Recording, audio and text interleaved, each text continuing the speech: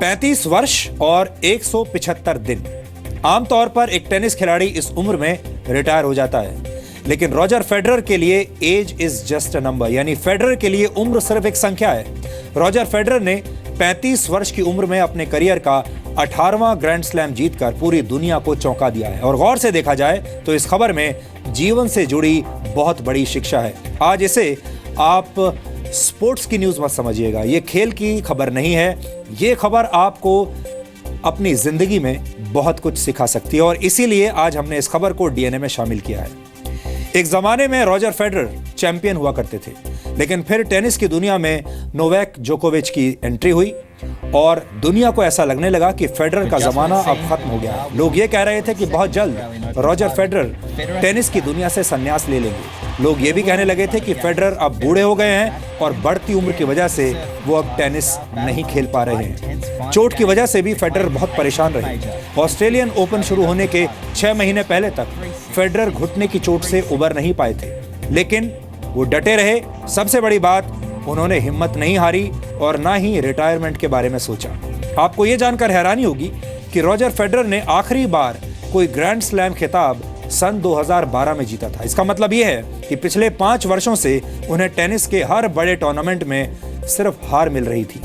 आपकी जानकारी के लिए बता दें कि दुनिया में 4 सबसे बड़े टेनिस टूर्नामेंट्स होते हैं और इनके नाम हैं Australian open, French open, Wimbledon और यूएस ओपन। यानी 5 वर्षों तक इन 4 बड़े टेनिस टूर्नामेंट्स में रॉजर फेडरर बार बार हार रहे थे, लेकिन उन्होंने हिम्मत नहीं हारी और डटे रहे। रॉजर फेडरर के हौसले की इस कहानी से हमारे देश के बहुत सारे युवा आज प्रेरणा ले सकते हैं। अगर आप भी निराश होकर हार मान चुके हैं तो यकीन मानिए रॉजर फेडरर के कमबैक की कहानी आपको जिंदगी जीने का एक नया नजरिया देगी। इसलिए सबसे पहले हम आपको रॉजर फेडरर से जुड़े हुए कुछ आंकड़े आज बताना चाहते हैं। 1972 के बाद यानी 44 वर्षों में पहली बार किसी 35 साल के खिलाड़ी ने कोई ग्रैंड स्लैम टाइटल जीता है। इससे पहले 1972 में केन रोजवॉल ने 37 वर्ष की उम्र में ऑस्ट्रेलियन ओपन जीता था। ऑस्ट्रेलियन ओपन जीतने के साथ ही रॉजर फेडरर दुनिया के पहले ऐसे खिलाड़ी बन गए हैं जिनके नाम पर विंबलडन, यूएस ओपन और ऑस्ट्रेलियन ओपन के कम से कम 5 खिताब दर्ज है। ऑस्ट्रेलियन ओपन के फाइनल तक फेडरर की राह आसान नहीं थी। टूर्नामेंट शुरू होने से पहले उन्हें 17वें रैंक पर रखा गया था, यानी उनकी जो वर्ल्ड रैंकिंग थी वो थी 17। यानी रॉजर फेडरर से ऊपर 16 खिलाड़ी ऐसे थे जिनके पॉइंट्स उनसे ज्यादा थे। ऐसे में कोई सोच भी नहीं सकता था कि 17th सीड का कोई खिलाड़ी ऑस्ट्रेलियन ओपन जीतेगा। फेडरर ने इस टूर्नामेंट में 4 टॉप 10 सीड खिलाड़ियों को हराया और फाइनल जीता। इनमें से हर एक खिलाड़ी फेडरर से रैंकिंग में ऊपर था और उम्र में उनसे बहुत छोटा था। रॉजर फेडरर के सिंगल्स करियर टाइटल्स की संख्या अब 89 है। फेडरर ने आज तक टेनिस के जितने भी मुकाबले खेले हैं उनमें से 1087 मैच जीते हैं, जबकि सिर्फ 245 मुकाबलों में वो हारे हैं। अगर बात ग्रैंड स्लैम यानी दुनिया के 4 बड़े टेनिस टूर्नामेंट्स की करें तो रॉजर फेडरर ने 314 मैच जीते हैं, जबकि सिर्फ 51 मैच उन्होंने हारे हैं। अगर आपने टेनिस नहीं खेला है तो आपको शायद नहीं पता होगा कि टेनिस में कितने स्टेमिना और एनर्जी की जरूरत होती है। अब हम आपको कुछ ऐसे आंकड़े बताएंगे जिनसे आपको यह अंदाजा लगेगा कि 35 वर्ष की उम्र ऑस्ट्रेलियन ओपन जीतने के लिए रॉजर फेडरर को कितनी मेहनत करनी पड़ी होगी इस 35 वर्ष की उम्र में। 86 किलोग्राम के वजन वाला कोई व्यक्ति अगर 1 घंटे डबल्स टेनिस मैच खेलता है तो उसकी 365 कैलोरीज बर्न होती हैं, जबकि यही व्यक्ति अगर 1 घंटे तक सिंगल्स मैच खेलता है तो उसकी 524 कैलोरीज खर्च होती है। रॉजर फेडरर की उम्र 35 वर्ष से ऊपर है और उनका वजन है 85 किलोग्राम। ऑस्ट्रेलियन ओपन के फाइनल में रॉजर फेडरर 3 घंटे 37 मिनट तक खेले, यानी पूरे फाइनल के दौरान फेडरर ने करीब 1766 कैलोरीज खर्च की। रॉजर फेडरर बहुत फिट हैं। वो रात में करीब 9 से 10 घंटे तक सोते हैं। हर टेनिस सेशन में वो 100 घंटे तक कड़ी ट्रेनिंग करते हैं। स्ट्रिक्ट डाइट भी फॉलो करते हैं, कम फैट और फाइबर वाला खाना खाते हैं और जिम में कड़ा वर्कआउट करते हैं। Roger Federer skipping, pushups, jumping और वेट ट्रेनिंग करते हैं। इसी कड़े रूटीन की वजह से फेडरर इस उम्र में भी इतने फिट हैं और कहा जाता है कि अगर किसी मुकाबले में आप हार जाते हैं तो जीतने वाले का सम्मान करें और अगर आप जीत जाते हैं तो विनम्र और शुक्रगुजार रहे। जीतने के बाद रॉजर फेडरर भी ऐसे ही विनम्र और शुक्रगुजार थे।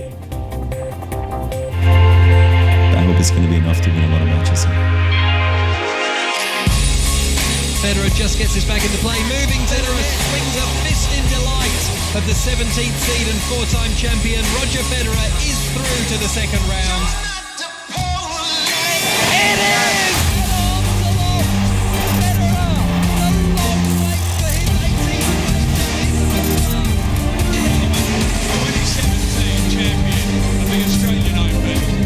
Roger Federer.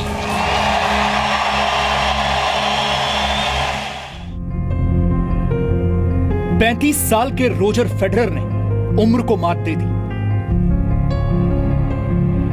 जिसे दुनिया ने समझा था 35 साल का बूढ़ा,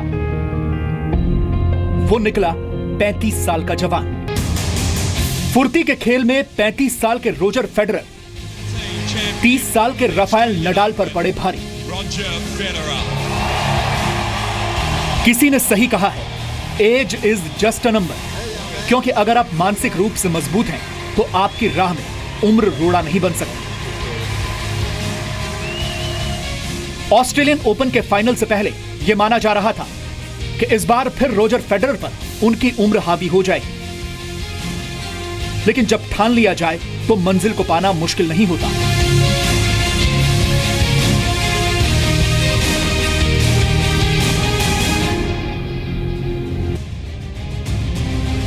यह बात सच है कि पिछले 2 दशक से टेनिस का खेल काफी बदल गया है।